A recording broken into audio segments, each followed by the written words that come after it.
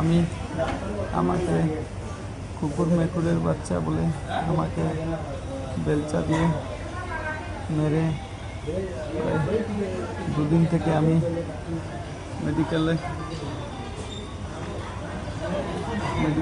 গুঙ্গুর মেডিকেলে অ্যাডমিট রয়েছি। যারা আমাকে আঘাত করেছেন ওনারা নিশাদিন ঘুরে বেড়াচ্ছেন। আমি সমাজের উন্নতির জন্য, সমাজের দুর্নীতির জন্য হামেশা কথা বলে এসেছিলাম।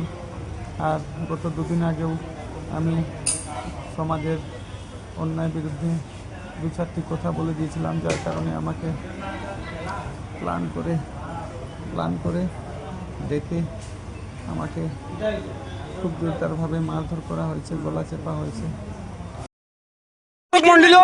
আপনারা দেখেছেন আমি রিলিফ ছিল না, যার কারণে আমি বলে আমার মোবাইল ভাঙা হচ্ছে, মার দাঙ্গা করা হচ্ছে আমার সাথে এখানে ডেকে আমাকে দোকানে চাল দিবে বলে ডেকে এখানে মার দাঙ্গা করেছে আমাকে।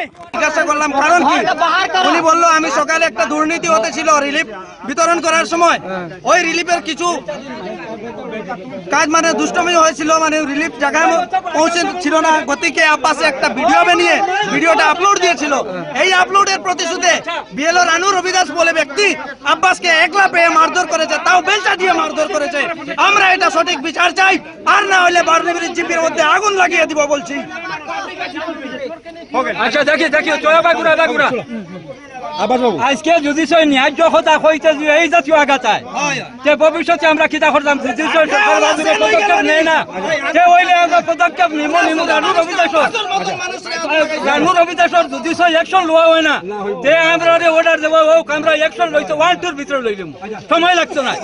আমার এখন 74 বছর বয়স চলে, এখন বর্তমানে আমি 18 বছর মতো হয়েছি। 200 সরকার বাদুরে চাই যে আমার উঠাইয়া নেই 200 আমি লাগিয়ে আর প্রস্তুত আছি। আর নইলে একটা বিচার লাগে, বিচার চাই আমরা। আর আমার বিহলো অরুণ মাস্টারে কইছেন যেন তাই একটা বিচার করে দিবা, যার ফলে আমরা সামান্য সময় দম লইছি। যদি আমরা এরা যদি মেডিকেল করানি না হয় তাহলে অ্যাকশন লইব।